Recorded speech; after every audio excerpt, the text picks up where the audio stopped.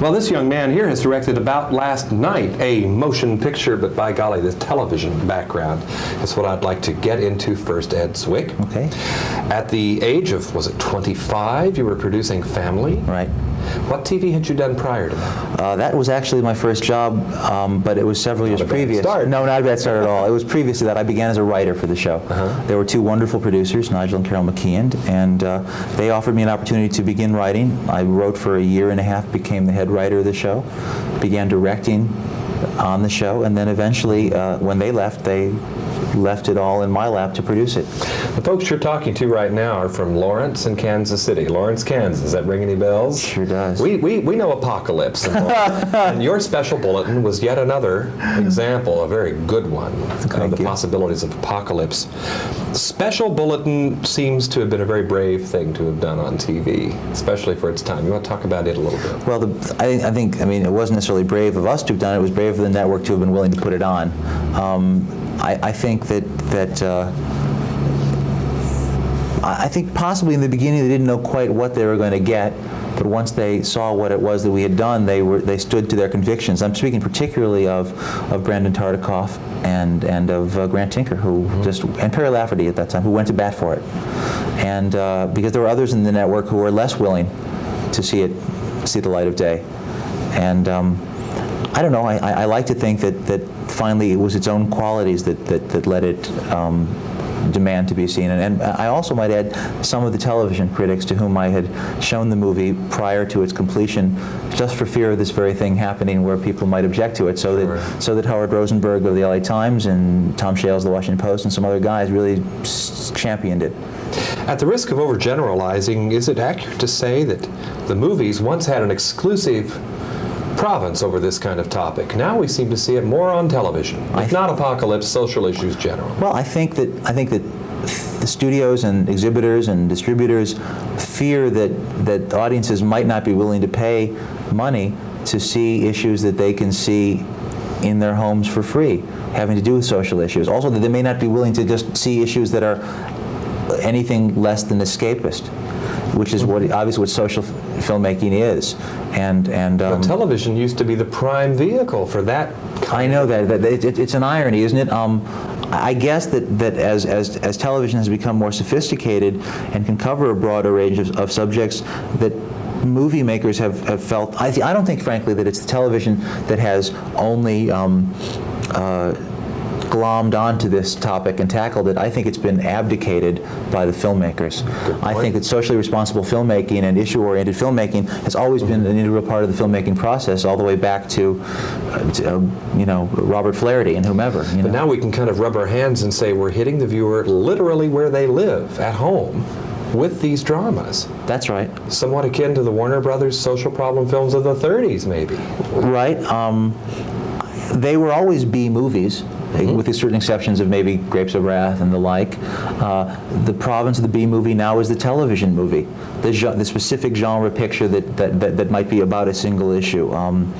I think it's not a bad home for it, in that it does guarantee 20, 30 million people. When a movie is a hit, how many million people go to it?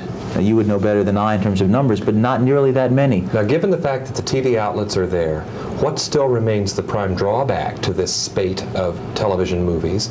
And maybe what's the virtue? The drawback to it... Is there a drawback? To the TV movie? Can the TV movies handle these problems sufficiently? No, there is a limitation. There's a limitation of money and time. You shoot a television movie in 20 days, and sometimes it's very difficult to get the kind of texture and realism needed to depict an honest-to-God social problem.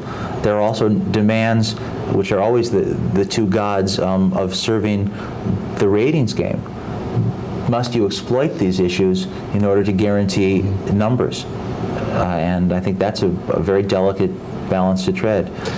What has come to you in the way of a gratifying response from the family drama of Family to the apocalyptic subject matter of Special Bulletin? What's made you feel good about having done those pictures? Knowing that it's funny, because you do television and it sort of goes out across this vast silence, and they tell you it's 20, 30 million people, but you don't know it. And the only way you know it is with when people actually, they write letters, and people say to you, I saw this show and it made me think twice about this in my life, or touched me deeply, or whatever, that certainly is a real gratification. Was a man like Leonard Goldberg kind of a good forward observer for you? He paved the way? He really gave me a very, very big break in my career, because he, when the producers left Family, it was he who offered me the job to produce it. He also produced a television movie that I did, one of the first long-form TV pieces I did. He's been a good friend and a real supporter. Let's switch gears now. Okay. About last night, yeah, let's throw it into third here. You have done something only most of us can fantasize about. What's that? Return to your hometown in triumph. That's right. Tell us about it. Well, imagine having left a town at the end of high school and gone off into the world. 17, coming back 10, 15 years later with an $8 million movie and seeing your high school friends on the street. With Rob Lowe, with various movie stars and nice suites in hotels and expensive restaurants. It is a kind of a local boy made good fantasy. Producer Jason Brett brags that they closed down an entire street of bars, out of which he had been thrown out of all of them at one time or another. None of which I was ever allowed into because I wasn't old enough. So a lot of kind of hometown loving going into this location. Absolutely, absolutely. Not only were the producers and I and the screenwriters from Chicago, but so was Jim Belushi and Elizabeth Perkins. And it's just, you can bring a certain feel to, I mean, it's odd to talk about a sense of place, but you do talk about it when you read a novel, or you do talk about it when you see a movie, and if it's there, you know it. Well, do you share with us sometimes that irritation at the same old palm tree and same old LA street location on every movie? It's supposed to be New York. Right. Right. I mean, that gets so old. This is a chance to get back to the neighborhood. I agree. Now, if you were going to go someplace away from the neighborhood in another movie project, where would it be? Oh, someplace above 6,000 feet. I mean, movie making is a great way to travel. Yeah, it sure is. In fact, you know, when you sit down at the typewriter and you think about fade in, boy, you're very tempted to say fade in, you know, the Côte d'Azur, you know, fade in Rome. It doesn't always work that way. I'd love to make a film in the mountains. I love the mountains. Fair enough. Now, finally, Ed, speak to those of us over 25. Yes. Looking for a movie about ourselves. Maybe we're a little bit weary of some of the things we've seen lately. What do you have for us in About Last Night?